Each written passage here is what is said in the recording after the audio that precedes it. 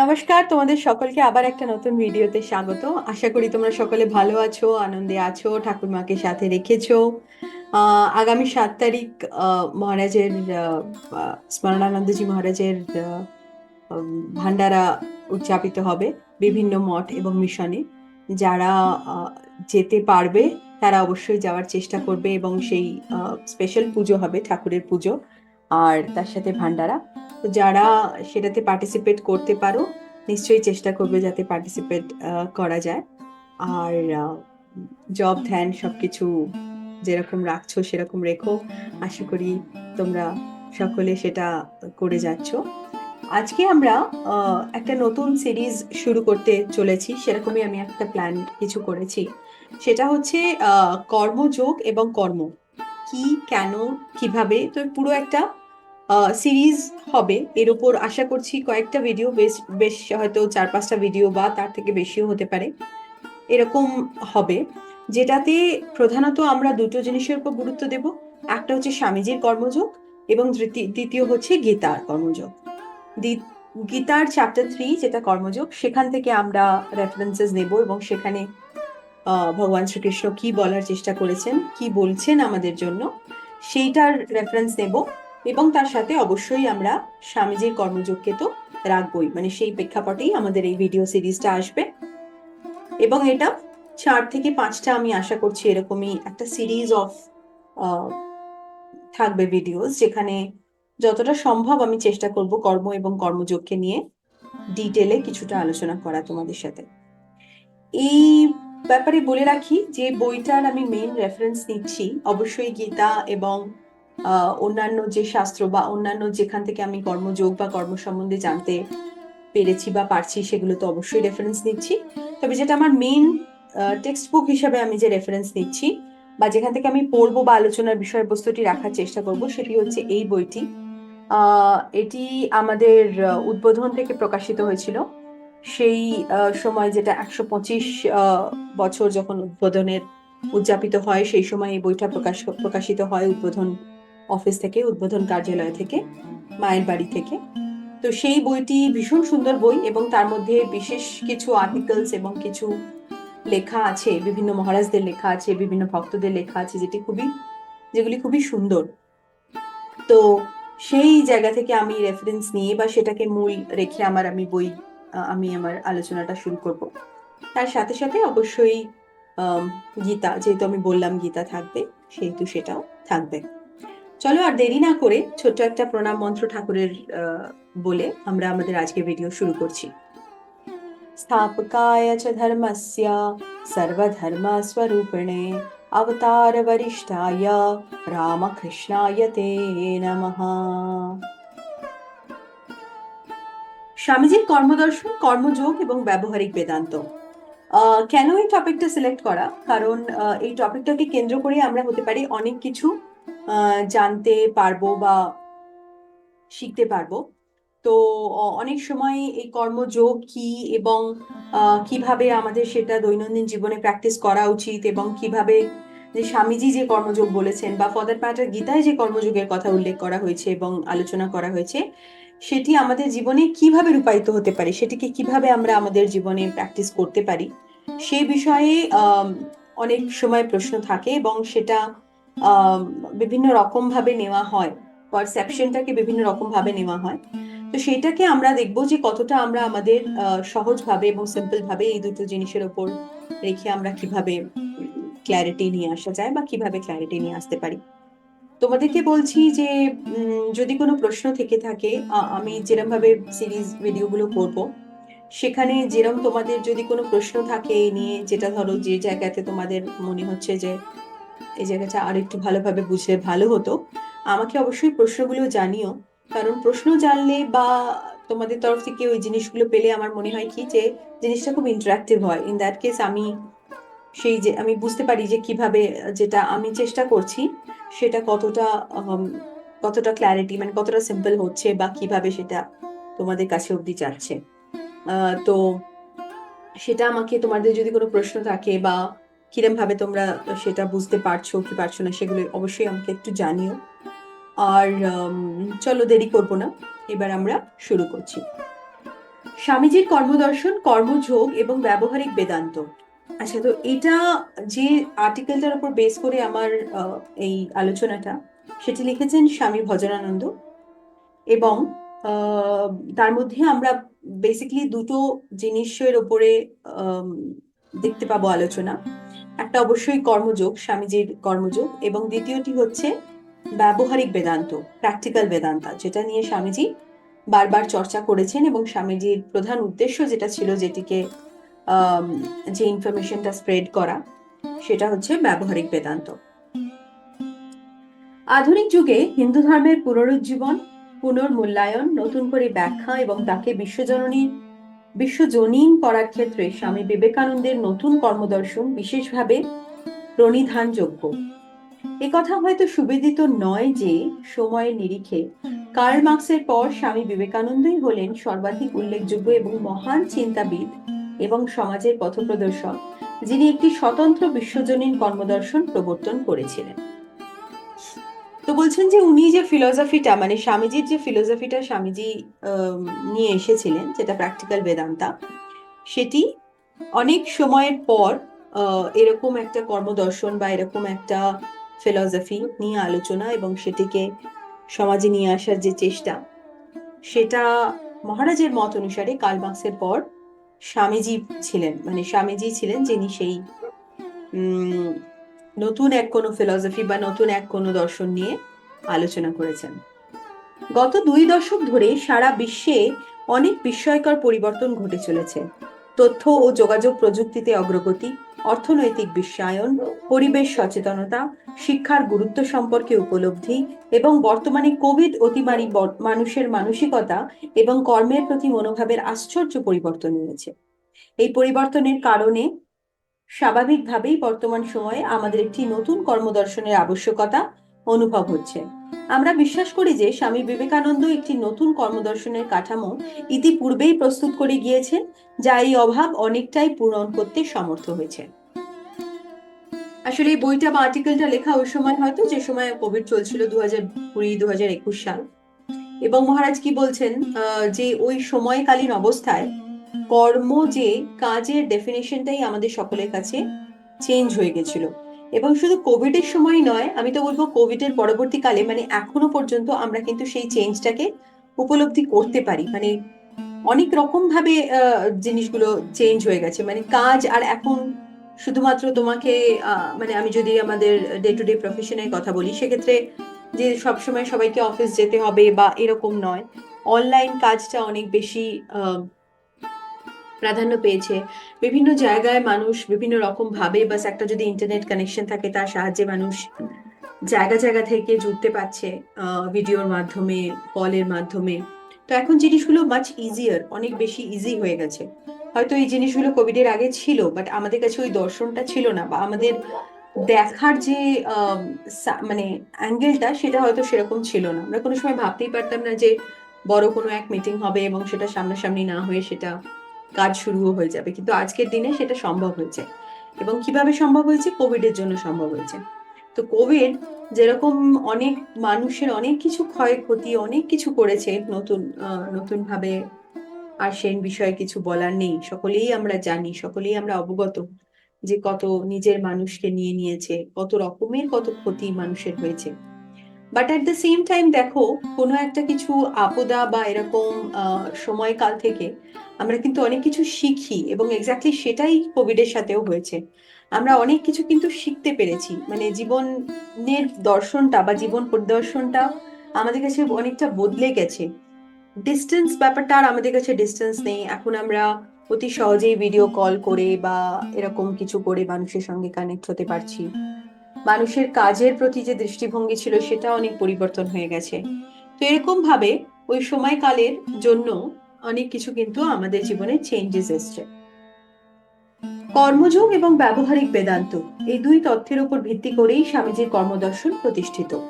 স্বাভাবিক, যেটা আগে আমরা বললাম, যে স্বামীজির যে দর্শন, সেটি দুটো জিনিসের উপর খুব বেশিভাবে এমফাসাইজ করে। একটা হচ্ছে কর্মযোগ, এবং দ্বিতীয়টি হচ্ছে প্র্যাকটিক্যাল বেদান্তা বা ব্যবহারিক বেদান্ত। খুব কম মানুষই কর্মযোগ এবং ব্যবহারিক বেদান্ত, এই দুটি বিষয়ের সম্পর্কে সম্বন্ধে অবগত। কর্মযোগের লক্ষ্য হলো নিঃশ্রেয় বা মুক্তি, পক্ষান্তরে ব্যবহারিক বেদান্তের উদ্দেশ্য হলো অভ্যুদয় বা জাগতিক সমৃদ্ধি। অনেকের কাছেই এটি বিস্ময়কর মনে হয়। স্বামী বিবেকানন্দের বহু পূর্বে বেদ, গীতা প্রভৃতিতে কর্মযোগের উল্লেখ আছে, কিন্তু ব্যবহারিক বেদান্তের সূচনা নিঃসন্দেহে স্বামীজির মৌলিক অবদান। আমরা সর্বপ্রথমে কর্মযোগের দিকে দৃষ্টিপাত করব। কি বলছেন উনি, যে যে দর্শন স্বামীজি নিয়ে আসেন, যার মধ্যে দুটি খুব বেশি এমফাসাইজ রাখে, একটা হচ্ছে কর্মযোগ এবং দ্বিতীয়টি হচ্ছে প্র্যাকটিক্যাল বেদান্তা। এই দুটো যেরকম সহজ সরল ভাবে এবং যেরকম ভাবে স্বামীজি বুঝিয়েছেন, বা স্বামীজি আহ বিভিন্ন জায়গায় লেকচার, তার বই, এবং যেভাবে তিনি এটাকে মানুষকে নিতে নিজের জীবনে, দৈনন্দিন জীবনে এটাকে অ্যাডপ্ট করার জন্য বলেছেন, সেটা তার আগে বা তার পরে হয়তো কোনো দার্শনিক সেরকম ভাবে করেননি, এটাই উনি বলতে চাইছেন। এবং উনি আরো বলছেন যে এই দুইটি সম্বন্ধেই, মানে কর্মযোগ বা কর্ম এবং ব্যবহারিক ব্যবহারিক বেদান্তা, যেটা হচ্ছে তোমার প্র্যাকটিক্যাল বেদান্তা, এই দুটো সম্বন্ধেই মানুষের কিন্তু খুব ডিফারেন্ট ডিফারেন্ট পার্সপেক্টিভ আছে। মানে ডেপথে আমরা এটা বুঝি না বা বোঝার চেষ্টা করি না, যেটা আমাদের করা উচিত। কারণ প্র্যাকটিক্যাল ডেতে, আজকের দিনে এই দুটোই ভীষণভাবে ইম্পর্টেন্ট, এবং এই দুটোই আমাদের একটা পাথ হতে পারে, বা আমাদের একটা রাস্তা দেখাতে পারে যে কিভাবে আমরা আগে এগিয়ে যাব, কিভাবে অ্যাজ আ সোসাইটি মানুষ আগে এগিয়ে যেতে পারে। দেখো, সবসময় এই যারা ধরো দার্শনিক বা এরম জাতীয় লিডার জাতীয় লোক, তারা তো কোনো কিছু একটা নিয়ে আসেন সমস্ত সমাজের জন্য। তারা তোমার আমার এক একজনের জন্য তো নিয়ে আসেন না, তারা সমস্ত সমাজের জন্য নিয়ে আসেন। তো এই দুটো স্বামীজির জন্য তাই ছিল। এখন বলছেন যে কর্মযোগের লক্ষ্য হলো নিঃশ্রেয়স বা মুক্তি, পক্ষান্তরে ব্যবহারিক বেদান্তের উদ্দেশ্য হলো অভ্যুদয় বা জাগতিক সমৃদ্ধি। কর্মযোগ থেকে তুমি মুক্তি, কর্মযোগের যে লক্ষ্য, সেটি প্রধান উদ্দেশ্য হচ্ছে মুক্তি। কিভাবে, সেটি নিয়ে আমরা পরে আলোচনাও করব এবং সেখান থেকে আমরা জানতে পারবো। আর যদি প্র্যাকটিক্যাল বেদান্তের কি ইন্টেনশন বা কি গোল, সেটা হচ্ছে অভ্যুদয় বা জাগতিক সমৃদ্ধি, জেগে ওঠা, বা ধরো যে সম্বন্ধে, যে জ্ঞান বা যে জিনিস সম্বন্ধে আমরা জানি না, সেই সম্বন্ধে জানা, এবং অবশ্যই জাগতিক সমৃদ্ধি, for the betterment of the world, for the betterment of the society. তাহলে এই দুই ক্ষেত্রেই, মানে এটাকে আমরা সেই মিশনের যে মোটো, সেই হিসাবেও আমরা দেখতে পারি জিনিসটাকে। আত্মনীয় মোক্ষার্থম জগৎ হিতায় চ।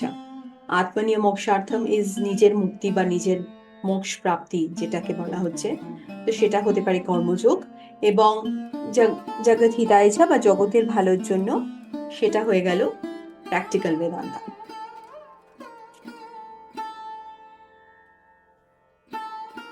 এখন আমরা শুরু করছি কর্ম কি। কর্মযোগের বিস্তারিত অধ্যয়ন শুরু করার আগে কর্ম বলতে কি বোঝায় তা জানা খুব প্রয়োজন। স্বাভাবিক, যদি কর্মযোগ নিয়ে আমরা ডিটেলে জানতে চাই, তার সবার আগে আমাদের এটা বোঝা উচিত যে কর্ম কি। কর্ম শব্দটি সাধারণত ইংরেজিতে ওয়ার্ক রূপে অনুদিত হয়। এই দুটি শব্দ কিন্তু সর্বক্ষেত্রে একই অর্থ বহন করে না।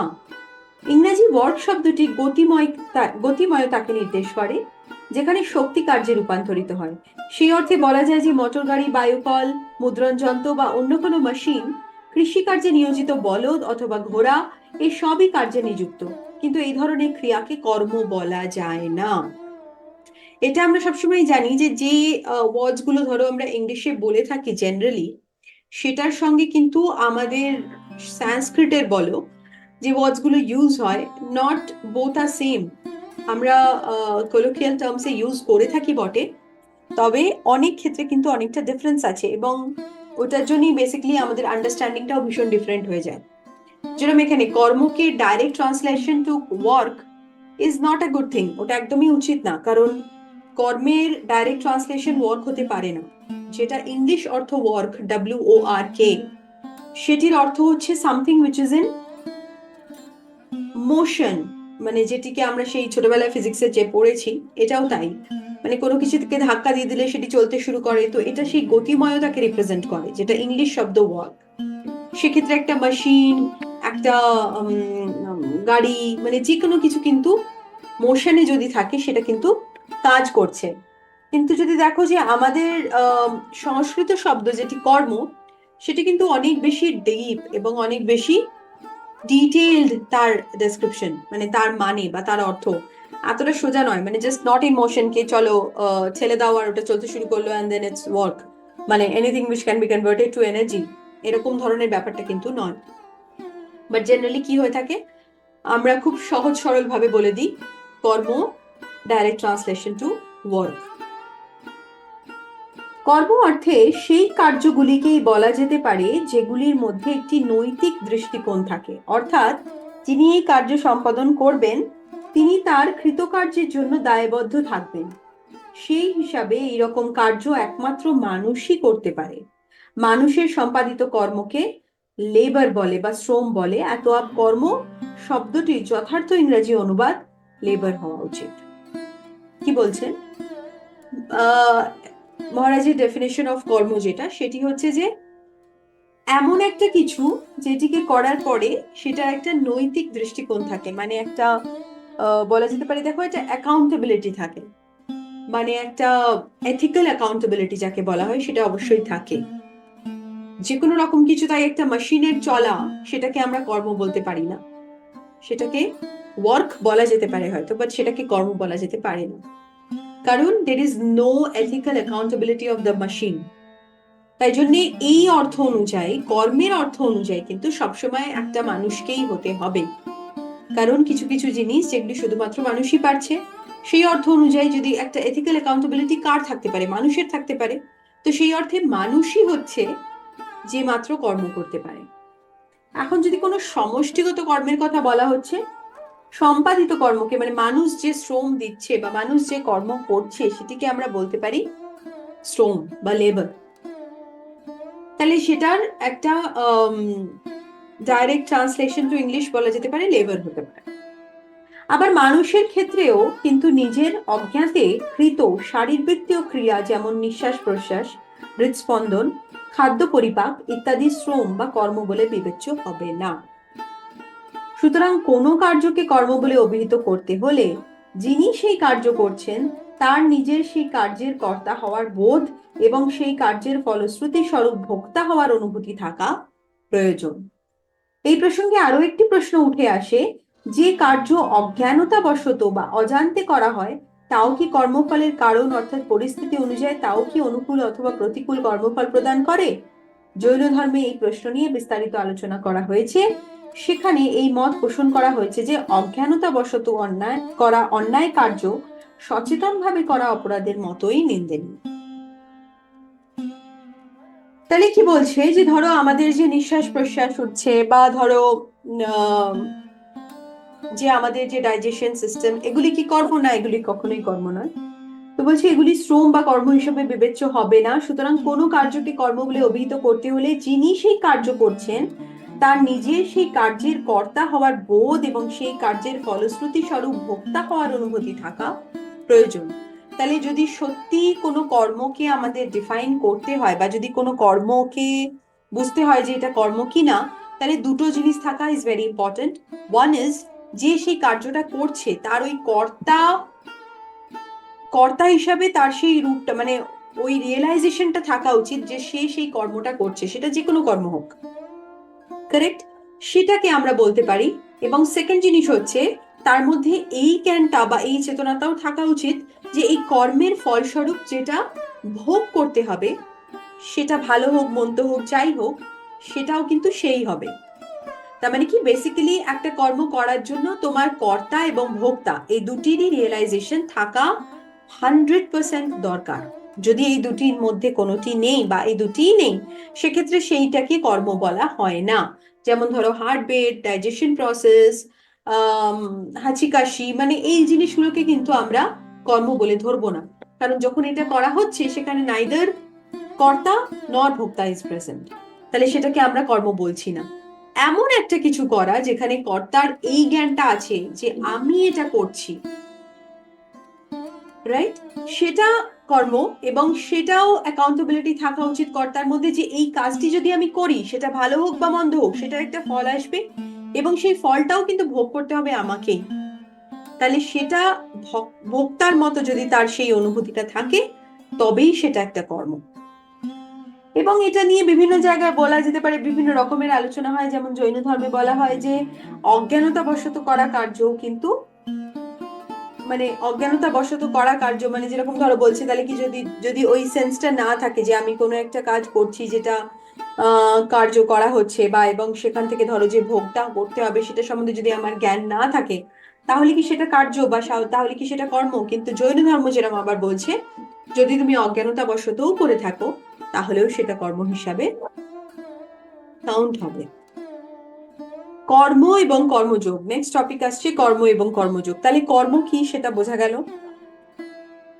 কর্ম আমরা তখনই বলবো যখন সেটা কর্তা, মানে যে সেই কর্মটি করছে, তার সেই অনুভূতি, অ্যাট দ্য সেম টাইম সেই কর্ম থেকে উৎপন্ন হওয়া যে রেজাল্টটা, সেটাকে ভোগ করার অনুভূতি দুটোই থাকবে, মানে কর্তা এবং ভোক্তা দুটোরই অনুভূতি থাকবে, তবে সেইটিকে বলা হবে কর্ম। কর্ম এবং কর্মযোগ, প্রত্যেক মানুষকেই কর্ম করতে হয়। সারা বিশ্বে লক্ষ লক্ষ মানুষ ক্রমাগত কোনো না কোনো কর্মে ব্যাপৃত। গীতায় বলা হয়েছে কর্ম ছাড়া কেউ এক মুহূর্ত থাকতে পারে না। মানুষ যে কর্মগুলি করে তার বেশিরভাগই কর্মযোগের মধ্যে পড়ে না। শুধুমাত্র কর্ম করাই কর্মযোগ নয়। Very very important. এটাকে আমরা ভীষণভাবে গুলিয়ে ফেলি এবং আমরা খুব কনফিউজড হয়ে যাই যে যে কোনো রকম কর্ম, তাহলে তো মানুষ সারাদিন ধরে অনেক রকম কর্ম করছে, রাইট?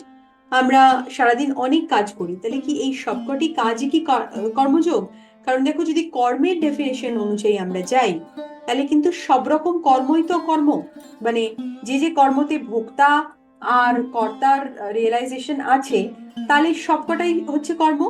কিন্তু সেই সবকটা কর্ম কি কর্মযোগ? না, একদমই নয়। কারণ কর্মযোগটাকে আমরা পরে আবার বিস্তারিত ভাবে বলবো যে কর্মযোগ কখন বলা হচ্ছে। কিন্তু এগুলো সবই কর্ম। মানে ধরো সকালবেলা উঠে কোনো মানুষ হয়তো অফিসে যাচ্ছে, মা তারা রান্না বান্না করছে ঘরে, বাচ্চাকে তৈরি করছে স্কুলে যাওয়ার জন্য, স্কুলের টিচার সে পড়াচ্ছে, হসপিটালে ডাক্তার যে সে রোগীদের চিকিৎসা করছে। আমরা বিভিন্ন রকম কর্ম কিন্তু 24/7 করে থাকছি। একটা মানুষের ছোটবেলা থেকে বড় হওয়া পর্যন্ত এবং বৃদ্ধকাল অবধি সময় কিন্তু আমরা কর্ম করে যাচ্ছি, বিভিন্ন রকমের কর্ম, রান্না বান্না খাওয়া দাওয়া, বিভিন্ন রকমের কর্ম করে যাচ্ছি। তাহলে কি সবটাই কর্মযোগ? তাহলে তো আমরা সবাই বলতে পারি আরে আমি তো আমার পুরো জীবন কর্মযোগে ভাবে স্পেন্ড করেছি, মানে আমার পুরো জীবনটাই তো তাহলে কর্মযোগ। কিন্তু না, এটাই হচ্ছে ডিফারেন্স। তো এই এই যে একটা ডিফারেন্স আছে, সেই ডিফারেন্সটাই আমরা কিন্তু অনেক সময় বুঝতে পারি না, বা বলা যেতে পারে বোঝার চেষ্টা করি না। আমাদের মনে হয় যদি আমি কোনো কর্ম করছি সেটাই কর্মযোগ, বা আরে আমি তো সারাদিন কাজই করছি। শুধুমাত্র তাই বলছেন যে শুধুমাত্র কর্ম করাই কর্মযোগ নয়। অন্যান্য যোগের থেকে কর্মযোগ এই বিষয়ে আলাদা যে এখানে কোনো পর্যায়ে কর্মকে ত্যাগ করতে বলা হয় না। কর্মযোগ যা করে তা হলো কর্মের রূপান্তর। গীতায় এই রূপান্তরকে কর্মের কৌশল বলা হয়েছে। শ্রীধর স্বামী কুশলতা শব্দটি তার টিকায় ব্যাখ্যা করেছেন, কর্ম সাধারণভাবে বন্ধনের কারণ হলেও তা যখন ঈশ্বরের আরাধনা রূপে করা হয় তখন তা মানুষকে মুক্তির পথে নিয়ে যায়। তাকেই কর্মকৌশল বলা হয় এবং সেটি যোগ। অন্যান্য যোগের থেকে কর্মযোগের এই বিষয়ে আলাদা যে এখানে কোনো পর্যায়েই কর্মকে ত্যাগ করতে বলা হয় না। কর্মযোগ যা করে তা হলো কর্মের রূপান্তর। জায়গাটা আমাদের খুব ভালো করে বুঝতে হবে যে ধরো এখন আমরা বলছি যে তাহলে আহ এরকম কোনো কর্ম কি করা উচিত যে কর্মটাতে তুমি মানে নিজের যে সারাদিনের দৈনন্দিন দিনের যে কাজ কর্ম করছি আমরা, ধরো রান্না বান্না, অফিস যাওয়া, অফিস থেকে আসা, বা বিভিন্ন রকমের যারা সেলফ এমপ্লয়েড মানুষ, মানে উকিল, আহ চিকিৎসক, ডাক্তার, সরি টিচার, স্টুডেন্ট, তারা যে এভরিডে কর্ম করছে, তারা কি সেই কর্ম ছেড়ে দেওয়া এবং কর্মযোগ মানে কি অন্য কিছু সেটা করতে শুরু করা? না, একদমই না। কারণ গীতাতে এটা স্পষ্টভাবে লেখা আছে এবং এটা আমাদের সনাতন শাস্ত্রতেও লেখা আছে, এবং সেটাই হচ্ছে রিয়ালিটি, যে কর্ম ছেড়ে মানুষ কখনোই থাকতে পারবে না এবং থাকা উচিতও নয়। তাকে সর্বত্র সব সময় কর্ম করে যেতে হবে। এবার এটা হচ্ছে ফার্স্ট থাম্ব রুল যাকে বলা হয়, যে তুমি কর্ম ছাড়তে পারো না। কর্ম তোমাকে কন্টিনিউয়াস করে যেতে হবে, সেটা ভালো মন্দ ঠিক ভুল সেটা বিচার হবে পরে। প্রথম থাম্ব রুল হচ্ছে আমরা কোনো সময় কর্মবন্ধন থেকে বা কর্মর সাইকেল থেকে মানে কর্ম যেটা করা আমাদের সেটা থেকে আমরা কিন্তু বিরত নিতে পারবো না, আমাদের করে যেতে হবে। সেকেন্ড যেটা বলা হচ্ছে যে অন্যান্য যোগের থেকে কর্মযোগ এ বিষয়ে আলাদা, যে এখানে কোনো পর্যায়ে কর্মকে ত্যাগ করতে বলা যায় না। কর্মযোগ যা করে তা হলো কর্মের রূপান্তর, change of Karma is what কর্মযোগ ডাজ। কিভাবে হয় সেটা? যে কর্মটা আমি দৈনন্দিন জীবনে করছি সেই কর্মটা একটা সার্টেন ইন্টেনশন বা একটা সার্টেন এক্সপেকটেশনের সাথে আমরা করে থাকি। ধরো ডাক্তার যে সে রোগীকে চিকিৎসা করছে এই ভেবে যে রোগী সুস্থ হয়ে উঠবে, শিক্ষক স্টুডেন্টকে পড়াচ্ছে এই ভেবে যে স্টুডেন্ট পড়াশোনা শিখে বড় হবে এবং ভালো মানুষ একজন তৈরি হবে। বাবা মা সন্তানকে খুব কষ্ট করে খুব কর্ম করে মানুষ করছে কারণ ভাবছে যে একসময় আমার ছেলে বা মেয়ে বেশ ভালো জায়গায় দাঁড়াবে, লেখাপড়া শিখে বড় মানুষ হবে এবং তার নাম ডাক হবে। একটা জিনিস ভেবে দেখো, ইভেন যে বাড়িতে ধরো রান্না বান্নাও হচ্ছে তখন কি ভাবা হচ্ছে যে রান্না করছে যে কর্তা এই ক্ষেত্রে সে সবসময় ভাবছে কি যে আমি এটা ভালো রান্না বানাচ্ছি, এটি সকলে খাবে এবং সে সকলে খেয়ে সেটিকে ভালো বলবে, বাহবাহি দেবে, ভালো হবে। কেউ কিন্তু এটা ভেবে করে না যে আমি এমন একটা রান্না বানিয়ে দিয়ে জঘন্য বাজে খেতে হোক, সকলে হয়তো খেলোই না, অর্ধেক লোক খেয়ে উঠে গেল, অর্ধেক লোক বললো এ বাবা জঘন্য, মিষ্টি নেই, নুন নেই, একদম বাজে ব্যাপার। এরকম কিন্তু ভেবে মানুষরা করে না। মানুষরা কিন্তু এটাই এক্সপেকটেশন নিয়ে করে যে আমার 100% টুকু দিই বা তার থেকে বেশি দিই তাহলে এটা ভালো হোক, যাতে কি রেজাল্টটা ভালো হোক। মানে সবাই কিন্তু আমরা প্রতি মুহূর্ত কর্ম ফলের চিন্তা করেই কর্ম করছি, কারণ আমরা সবসময় এটা ভাবছি যে এটা থেকে যে ফল উৎপন্ন হবে সেটা, কারণ কি যেহেতু এটা কর্ম সেটা ভোক্তা আমি, তাহলে সেই ভোগটাও আমার ভালো হবে, সুভোগ হবে, সুখ ভোগ হবে। কিভাবে? ধরো মানে একটা ইজি এক্সাম্পল দিই তাহলে বুঝতে ইজি হবে। ধরো একজন মাতা সে বাড়িতে রান্না করছে, যে এক্সাম্পলটা আমরা দিচ্ছিলাম, সে মাতা খুব কষ্ট করে বেশ কয়েক পদ রান্না করেছে, তার বাড়িতে সেদিন কেউ আসার আছে, বা ধরো জেনারেল এভরিডে আমি বলছি, বাড়িতে স্বামী সন্তান এরা সবাই খাবে। তো মাতা যখন রান্না করছে সে কর্ম করছে, সে কর্তা বা কর্ত্রী, এবং সে কন্টিনিউয়াস কিন্তু এটা ভাবছে যে যে সবজিটা বা যে ডালটা বা যেটা বানাচ্ছি সেটা যেন ভালো হোক এবং সেটা যেন সুস্বাদু হোক। তাহলে কি হবে? যারা এটা গ্রহণ করবে বা যারা এটাকে খাবে তাদের বেশ ভাল লাগবে এবং তার ফলে তারা আমাকে সাধুবাদ দেবে, অ্যাপ্রিসিয়েশন, তারা বলবে বাহ কি সুন্দর রান্না হয়েছে। তাহলে এই যে ফলটা জেনারেট হবে আমার কর্মের ফলে সেটাও ভালো হবে, সুখদায়ী হবে। এখন কার প্রশংসা শুনতে, নিজের প্রশংসা শুনতে কে না ভালোবাসে? আমরা সবাই ভালোবাসি, রাইট? তো যদি আমাকে বলা হচ্ছে আরে বাহ দারুণ রান্না বানিয়েছো, মানুষের বাহ বাহ খুব ভালো, সবাই এভরিওয়ান ইজ হ্যাপি, যে খাচ্ছে সেও আনন্দিত, যে খাইয়েছে সেও আনন্দিত, যে রান্না করেছে সেও, মানে এভরিওয়ান ইজ হ্যাপি, তাহলে সুখময় একটা পরিবেশ সৃষ্টি হচ্ছে। তো এই এক্সপেকটেশনটা নিয়ে মনে মানুষ কিন্তু রান্না বান্না করছে। এখন একটা জিনিস ভেবে দেখো, দেখা গেল যে সেই মানুষটা খেলো এবং খেয়ে হয়তো সে একটা খুঁত কিছু বের করলো, আরে এটার মধ্যে তো নুন কম, বা এটার মধ্যে তো মিষ্টি বেশি, বা এটার মধ্যে ঝাল বেশি। ইমিডিয়েট রিয়াকশনটা যে বানিয়েছে, যে কর্মটা করেছে, মানে সেই কর্তা বা কর্ত্রী, তার একটা মনক্ষুণ্ণতা আসে না? মনে হয় না যে দেখো আহা আমি এত কষ্ট করে একটা জিনিস বানালাম, কি হতো যদি বলে দিত যে ভালো হয়েছে খেতে? কিছুই না, কারেক্ট? আমরা যদি ধরো একটা জিনিস একদিন খারাপ খেয়েও নিলাম, কারোর মন রাখার জন্য বা কাউকে ভালো ভাবার জন্য বলেই দিলাম হ্যাঁ খুব ভালো হয়েছে, আনটিল আর আনলেস সেটা এমনই মানে বিষাত্মক কিছু হয়েছে তখন পর্যন্ত কিন্তু বলা যেতে পারে যে হ্যাঁ ঠিক আছে একটুখানি নুন মিষ্টি অ্যাডজাস্ট, ওটা আমরা করতে পারি, বাট এনিওয়েজ কম মানুষ আমরা করি, বাট এগুলো করা যেতে পারে ছোটখাটো। কিন্তু ধরো যে করছে না, চট করে এখন যে বানিয়েছে আরে কি কেমন হয়েছে, তো বলে আরে এটার মধ্যে তো ঝাল খুব বেশি হয়েছে বা এটার মধ্যে তো নুন খুব বেশি হয়েছে, সঙ্গে সঙ্গে যে কর্তা বা যে করেছে তার মধ্যে কিন্তু একটা একটা মানে মনে তার দুঃখ হবে বা মন তার খারাপ লাগবে। তো সে ভোগটাও, কারণ সে কর্ম করেছে, সে কর্তা যেরম বা কর্ত্রী যেরম সে ভোগটাও। তো তার সঙ্গে সঙ্গে যে খারাপটা লাগলো সেটি থেকে কিন্তু চেইন অফ অ্যাকশনস সৃষ্টি হয়ে গেল। সে পরের বার আর সেই কর্মটা করতে চাইবে না, সে পরের বার আর এই মানুষটার জন্য খাবার বানাতে চাইবে না, কারণ ওই যে আমরা কিন্তু সবাই নিজের ভালোটা নিজের প্রশংসাটা এক্সপেক্ট করি, তাই না?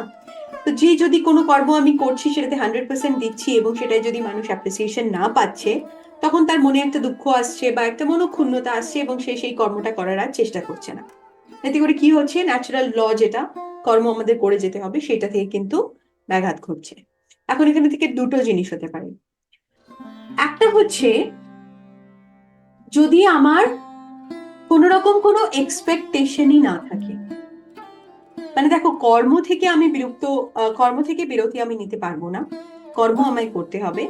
এই এক্সাম্পলটা যদি আমি নিয়ে বলি যে তোমার বাড়িতে যদি কেউ আসছে, তুমি ধরো একটা মানুষ যাকে ধরো রান্না বান্না করে তাকে খাওয়াতে হবে বা তাকে আতিথেয়তা আপ্যায়ন করতে হবে। যদি এই সময় এটাকে আমি একটা ডিউটি হিসাবে নিই, যে আমার বাড়িতে একজন আসছে, তাকে সে অতিথি, তাকে আমার আহ খাওয়ানো, তাকে আমার আতিথেয়তা করাটা আমার কর্তব্য, এই কর্মটা আমায় করতে হবে কর্ম হিসাবে, হ্যাঁ না? এটা থেকে যে ফলটা ক্রিয়েট হবে বা যে ফলটা আসবে, সেটা ভালো হোক মন্দ হোক, মানে মানুষটার আমি আমার 100% দেব, আমি পুরোপুরি ভাবে সেটাকে ভালো করার চেষ্টা করব। যদি ধরো মানুষের টেস্ট অনুযায়ী বা মানুষের রুচি অনুযায়ী সেটাতে কিছু কম বেশি কিছু লাগলো, সেক্ষেত্রেও কিন্তু আমার কোনো মনোক্ষুণ্ণতা তৈরি হবে না। কি করে হতে পারে? যখন আমার এক্সপেকটেশন থাকবে জিরো, আমি কিছু মনেই করছি না, আমি এটাকে কর্ম হিসাবে নিচ্ছি, আমি জানি এটা আমার কর্তব্য, আমার বাড়িতে আত্মীয় এসছে বা কেউ এসছে যাকে আমাকে আতিথেয়তা করতে হবে, যার জন্য আমার খাবার দাবার যা কিছু হোক বানাতে হবে, I have to be a good host. তাহলে কিন্তু আমার, সে ভালো বললেও আমার যেরকম ভালো লাগবে না, ঠিক আছে ভেরি গুড থ্যাংক ইউ, সে খারাপ বললেও আমার কিন্তু তার প্রতি কোনো কোনো ক্ষুণ্ণতা তৈরি হবে না। ফার্স্ট। সেকেন্ড জিনিসটা হচ্ছে, এইটারও আবার দুটো থাম্ব রুল। একটা হচ্ছে এইটা, উইদাউট এক্সপেকটেশন, কোনো রকম কোনো আশা আমি রাখছি না, সেটিকে আমরা বলছি কর্মে কৌশল, রূপান্তরিত হয়ে যাওয়া। তো এই রূপান্তরিত হয়ে যাওয়াটা কি হচ্ছে, শ্রীধর স্বামী কুশলতা শব্দটি তার টিকায় ব্যাখ্যা করে বলেছেন। শ্রীধর স্বামী যে গীতার টিকা লিখেছেন, তিনি তার গীতার টিকায় এইটাকে কর্মের কুশলতাটাকে সুন্দরভাবে ব্যাখ্যা করে লিখেছেন। কর্ম সাধারণভাবে বন্ধনের কারণ হলেও তা যখন ঈশ্বরের আরাধনা রূপে করা হয়, তখন তা মানুষকে মুক্তির পথে নিয়ে যায়, তাকেই কর্মের কৌশল বা সেটিকেই কর্মযোগ বলা হয়। একটা খুব মানে এটা, এগুলো কি বলতো, ভীষণ ভীষণ ন্যারো ডিফারেন্স। মানে এই এক্সাম্পলটাকে যদি আমি স্ট্রেচ করি, ধরো সে ভাবলো যে না এটা আমার কর্তব্য, আমাকে ভালো রান্না করে খাওয়াতে হবে, যেটা আমি বলছি, আমাকে আতিথেয়তাও করতে হবে, I have to be a good host. সে যদি এখন সেই রকম ভাবে জিনিসটাকে দেখছে, আর তাতে করে যদি নুন মিষ্টি কম হয়, কারোর ধরো খেয়ে সেটি ভালো লাগছে না, সে সেই টিপ্পণীটা করছে, তাতে আমার কিছু মনে আসছে না, মানে কিন্তু কোনো কিছু রিফ্লেক্ট হচ্ছে না, বরঞ্চ কি হচ্ছে, সেটিকে আমি ঈশ্বরের আরাধনা রূপে দিয়ে দিচ্ছি। মানে ভালো হলেও সেটি তোমার, খারাপ হলেও সেটি তোমার। কিভাবে হতে পারবে? একদম ফার্স্ট যখন সে মানুষ রান্নাটি করছে বা trying to be a good host, তখন সে ভাবছে আমি কার জন্য করছি, ঠাকুরের জন্য করছি বা ঈশ্বরের জন্য করছি। রান্নাটিও ঈশ্বরের জন্য করছি, বাড়িঘর সাজিয়ে সুন্দর করে রাখছি, তাকে ভগবান রূপী যে আত্মীয় আমার বাড়ি আসছে, ঈশ্বর রূপী যে আত্মীয় আমার বাড়ি আসছে, তার যাতে কোনো অসুবিধা না হয়, সে যাতে খেয়ে মানে আমার বাড়িতে কিছুটা সময় কাটিয়ে তার যাতে ভালো লাগে, এটা। সেকেন্ড হচ্ছে, তাহলে কর্মটা করা, যখন কর্তা রূপে আমি কর্মটা করছি বা স্টার্ট করছি, তখনও সেটাকে আরাধনার রূপে শুরু করা, এবং যখন আমি ভোক্তা রূপে সেই আরাধনার মানে সেই কর্মটার ভোগ, মানে ফলস্বরূপ সেই কর্মফলস্বরূপ যখন ভোগ আমি করতে যাচ্ছি, তখনও যদি সেটাকে আমি ঈশ্বরের আহ পাদপদ্মে সেটাকে দিয়ে রাখি, মানে এখানে কি হচ্ছে, বেসিক্যালি আমি কর্তা হিসাবেও সেটিকে নিজের ওপর নিচ্ছি না, ভোক্তা হিসাবেও সেটিকে নিজের ওপর নিচ্ছি না, দুটোকেই আমি ঈশ্বরের প্রতি দিয়ে দিচ্ছি। মানে আমি যে এই কর্মটা করব সেটাও তোমার, এবং এটা থেকে যে ফল আসবে সেটাও তোমার। সেটা ভালো হলে খুব ভালো, খারাপ হলেও খুবই ভালো, কারণ দুটোই তোমার। আর ঈশ্বরের প্রতি দেওয়া জিনিস বা ঈশ্বরের জন্য করা জিনিস কখনো খারাপ হতে পারে না, এটা খুব স্বাভাবিক। ঈশ্বরকে কখনো কি আমরা যে আমাদের বাজারে যে খারাপ ফলটা, সেটা কখনো ঈশ্বরকে দিই? কখনোই দিই না, আমরা দিতে পারবো না। তাহলে স্বাভাবিকভাবেই যখন সেই ফলটা, আমার কর্মের ফলটা আমি ঈশ্বরের পায়ে দিচ্ছি বা ঈশ্বরকে সেটা ডেডিকেট করছি, ভগবানকে ডেডিকেট করছি, তখন সবসময় সেটা ভালো হবে, কারণ আমরা উৎকৃষ্ট জিনিসটাই ঈশ্বরকে দেব। তাতে করে কি হলো, আমার মনের যে চিন্তাটা, যে চিন্তনটা, ভেবে দেখো কত সুন্দর, ছোট ছোট ভাবে কিভাবে আমরা আমাদের দৈনন্দিন জীবনটাকে চেঞ্জ করতে পারি এবং সেটা থেকে কতটা খুশি বা কতটা আনন্দে আমরা নিজেরাই থাকতে পারি। প্রতিটা মুহূর্তে বা প্রতিটা সময়ে যে করা কর্তব্যগুলো বা যে কর্মগুলো, সেগুলোকে যদি আমি ঈশ্বরের প্রতি দিয়ে দিই, তাহলে সেখানে কোনো খারাপ জিনিস আসতেই পারে না। কারণ আমি ভোক্তা হিসাবে এরকম কিছু খারাপ নিতেই পারি না যেটা আমি ঈশ্বরকে দান করব। তাহলে অটোমেটিক্যালি ভাবে, going back to my example, যদি ধরো কেউ তোমায় বলছে যে আরে এটাতে না নুন বেশি বেশি হয়েছে বা নুন কম হয়েছে, যদি আমার মনে এটা চলছে যে এই যে কমেন্টটা করলো আমায়, এটি তো আমার তো না, কারণ আমি তো কর্মটা করিনি, করেছে তো ঈশ্বর, ঈশ্বরের দ্বারা সে কর্তা, সে আমাকে, মানে আমি কর্তা, মানে সেই কর্তা আমাকে সে চালনা করেছে, তাই তো? তাহলে যদি সেই, মানে তুমি যন্ত্র আমি যন্ত্রী, তো সেই তুমি যন্ত্রী, তুমি যন্ত্র আমি যন্ত্রী, তাহলে সেই হিসাবে যদি আমি জিনিসটিকে নিই, ইন দ্যাট কেস কি হয়ে যায় যে মানে যদি সবকিছু তারই, তাহলে আমার তো কিছু নই না, মানে তো সেই হিসাবে আমার এটাকে ক্যালকুলেশনে আনাই উচিত না, মানে ভালোটাও না খারাপটাও না। তাহলে আর আমি সেই মানে তখন সেই মনের কটুতা যেটা যদিও তৈরি হতো, যদি আমি ভাবতাম যে এটা আমার দিকে করা হয়েছে, হ্যাঁ, যদি এটা আমাকে বলা হচ্ছে আরে তুমি তো এটার মধ্যে নুন মিষ্টি বেশি দিয়েছো বা কম দিয়েছো, দ্যাট কেস আমি ভাবছি আরে এটা তো আমাকে বলা হচ্ছে, এটা তো আমাকে বলা হচ্ছেই না, এটা তো ঈশ্বরকে বলা হচ্ছে। ঈশ্বরের জন্য কি কেউ কিছু খারাপ বলতে পারে, বা ঈশ্বরকে কি আমি সেই কর্মফলটা খারাপ দিতে পারি? না, দিতে পারি না। তাহলে অটোমেটিক আমার মাইন্ডসেটটাই চেঞ্জ হয়ে যাবে। যদি কোনো মানুষ এরম ভাবে আমাকে বলেও আমার করা কোনো কর্মের জন্য, আমি সেটাকে খুব পজিটিভলি নেব, সেটাকে মানুষ খুব পজিটিভলি নেবে, মানে ভেবে ঠিক আছে, সত্যি তো হতেই পারে আমার আমার আমার দ্বারা এটা ভুল হয়েছে, বা আমি হয়তো সত্যি নুনটা কম দিয়েছি বা মিষ্টিটা বেশি দিয়েছি, পরের বার থেকে কিন্তু আমি সেটা ঠিক করে নেব, কারণ ঈশ্বরের জন্য করা জিনিস তো কোনো সময় খারাপ হতে পারে না। তাহলে এই জিনিসটা বোঝা গেল, মানে বেসিক যে ডিফারেন্সটা, সেটা ভীষণভাবে, মানে এগুলি সব আমাদের, ব্যাপারটা কি দেখো, এগুলি সব কিন্তু আমাদের নিজেদের হাতে, মানে এর মধ্যে কোনোটাই কিন্তু এরকম কোনো রকেট সায়েন্স বা এরকম কোনো কার্য নয় যেটাকে আমরা ভাবতে হবে বা বিশেষভাবে তার জন্য এফর্ট পুট করতে হবে, এরকম নয়।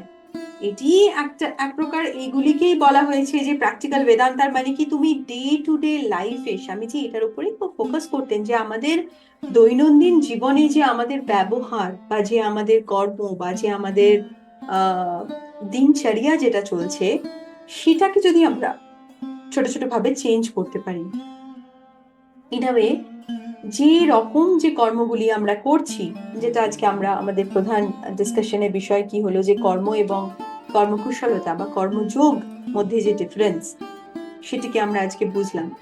তাহলে কি হচ্ছে যে যে কোনো জিনিস যখন কর্তা এবং ভোক্তার অ্যাকাউন্টেবিলিটির সাথে করা হচ্ছে, সেটিকে কর্ম বলা হচ্ছে। এবং যদি সেই কর্ম ঈশ্বরের প্রতি সমর্পিত করে করা হচ্ছে, তাহলেই সেটা কর্মযোগ বা সেটা কর্মকুশলতা। আনটিল এন্ড আনলেস আমি ঈশ্বরের প্রতি সমর্পিত করে সেই কর্মটা করছি, সেটা কিন্তু কর্মযোগ নয়, সেটা কর্ম অবশ্যই, হ্যাঁ, কারণ সেই ফলের আশাটা আমার আছে, তো সুতরাং সেটা কর্ম অবশ্যই, কিন্তু সেটা কর্মকুশলতা নয় বা কর্মযোগ অবশ্যই নয়। যোগ শব্দের অর্থ মানে হচ্ছে যখন কোনো কিছুর সঙ্গে যুক্ত হওয়া হচ্ছে, এবং এক্ষেত্রে কার সঙ্গে যুক্ত হওয়া? অবশ্যই ঈশ্বরের সঙ্গে যুক্ত হওয়া। যখন কোনো কিছু কর্ম দিয়ে বা কর্ম দ্বারা আমি ঈশ্বরের সঙ্গে যোগ হচ্ছি, বা ঈশ্বরের প্রতি সমর্পিত করা নিজেকে, নিজের আরেকটা কর্ম, সেটাকেই বলা হয় কর্মযোগ। আনটিল এন্ড আনলেস সেটা আমরা করতে পারছি, আমরা কিন্তু সেটাকে কর্মযোগ বলতে পারি না। তাহলে আমার মনে হয় আজকে আমরা বেসিক ডিফারেন্সটাকে ক্লিয়ার করতে পারলাম। আহ তাহলে আমাদের যে কোনো ধরনের কর্ম, যে ধরনের কর্ম আমরা করছি, যেটার মধ্যে আমাদের কর্তৃ বা কর্তা বা ভোক্তার রিয়েলাইজেশন বা অ্যাকাউন্টেবিলিটি আছে, সেটাই হচ্ছে কর্ম। এবং যখন সেই কর্ম আমরা সমর্পিত করছি ঈশ্বরের প্রতি, তখন সেটা কর্মযোগ, তার আগে পর্যন্ত কিন্তু সেটা শুধুমাত্র কর্ম। এবং তৃতীয় যে জিনিসটা আজকে আমরা আমাদের আলোচনায় উঠে এলো, সেটি হচ্ছে, এবং যেটা ভগবান গীতায় বারবার বলেছেন এবং যেটা স্বামীজিও নিজের কর্মযোগে বলেছেন, এবং সেটাই সনাতন সত্য, যে কর্ম থেকে কিন্তু আমরা রুখতে পারবো না, বা কর্ম থেকে আমরা নিজেদেরকে স্থগিত করতে পারবো না। আমাদের কর্ম সব সময় করে যেতে হবে, এবং সেটাই হচ্ছে রুল, বা সেটাই হচ্ছে সত্য। মানে কর্ম আমাদের কন্টিনিউয়াস করে যেতে হবে। এখন সেটা আমরা কিভাবে করি সেটা আমাদের ওপর, সেটা আমাদের চয়েস আছে, কিন্তু কর্ম করাটা না করাটা আমাদের চয়েস কিন্তু নেই। যেহেতু আমরা মনুষ্য জন্ম নিয়ে জন্মেছি, কর্ম আমাদের করে যেতে হবে 24x7 ইন্টু 365 ডেজ, ইন্টু যত বছর মানুষ বাঁচবে, এক একটি ইন্ডিভিজুয়াল যতদিন বাঁচবে, কন্টিনিউয়াস কর্ম করে যেতে হবে। এবং কি কি কর্ম, কিভাবে কর্ম, কায়িক বাচিক মানসিক, এসবগুলি নিয়ে আমরা পরের দিন আলোচনা করব। তাহলে আজকে আমার মনে হয় 3টে জিনিস আমরা ভীষণভাবে ক্লিয়ার করতে পারলাম। কর্ম কি, কর্মযোগ কি, এবং কর্ম করে যাওয়ার যে মানে কর্ম ইজ ইটার্নাল, বাট মানে যেটা করে যেতেই হবে, যেটার কোনো শেষ নেই। মানে মনুষ্য জন্ম নিয়েছো তো রিপিটেটিভ কর্ম করেই যেতে হবে, আনটিল অ্যান্ড আনলেস তুমি মুক্তি চাও বা মোক্ষ চাও, সেক্ষেত্রে আলাদা ব্যাপার। তো সেক্ষেত্রে কি করতে হবে, কর্মযোগ করতে হবে, এবং কিভাবে করতে হবে সেগুলি আমরা পরের দিন আলোচনা করব। আশা করি আজকের আমাদের যে ছোট্ট প্রয়াসটা, সেটা তোমাদের সকলের ভালো লেগেছে। আমাকে তোমরা জানিও যে যে জিনিসটা আজকে আমরা আলোচনা মেনলি করার চেষ্টা করলাম, এটা তোমাদের কাছে ক্লিয়ার হলো কিনা। যদি এই জিনিসটি সম্বন্ধে তোমাদের আরো প্রশ্ন থাকে, এবং যদি মনে হচ্ছে যে ব্যাপারটা ক্লিয়ার নয়, তাহলে সেটাও প্লিজ আমাকে জানিও। তাহলে আমি দেখবো আরো এক্সাম্পলস বা আরো রিলেটেড রেফারেন্সেস দিয়ে কিভাবে জিনিসটাকে আরো সহজ এবং আরো সুন্দর করে বোঝানো যায়, সো দ্যাট জিনিসটা আমাদের সকলের কাছে ক্লিয়ার হোক। কারণ সেটাই হচ্ছে আমাদের ইন্টেনশন, সেটা হচ্ছে আমার কর্ম। তাহলে সকলে ভালো থেকো, আনন্দে থেকো, ঠাকুমাকে সাথে রেখো। আশা করি খুব শিগগির আবার দ্বিতীয় বা নেক্সট ভিডিও নিয়ে চলে আসবো। এই সিরিজটাই যেরকম শুরুতে বললাম আমরা কন্টিনিউ করব, কর্ম এবং কর্মযোগ, গীতা থেকে এবং স্বামীজির কর্মযোগ, এবং অবশ্যই আমাদের সনাতন যে শাস্ত্র আছে সেখান থেকে। সকলে ভালো থেকো। জয় রামকৃষ্ণ। হরি ওম তৎসৎ।